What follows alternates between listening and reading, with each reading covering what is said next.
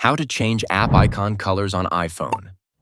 Start by opening the Settings app on your iPhone. Tap on General, then choose Software Update to make sure you're running iOS 18 or later.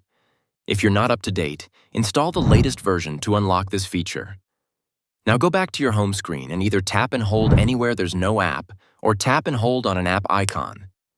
From the menu, tap on Edit Home Screen.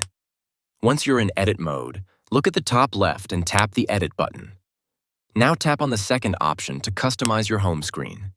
At the bottom right corner, tap on Tinted. This lets you adjust the color and tone of all your app icons. You can also tap on the eyedropper tool to match a color directly from your wallpaper.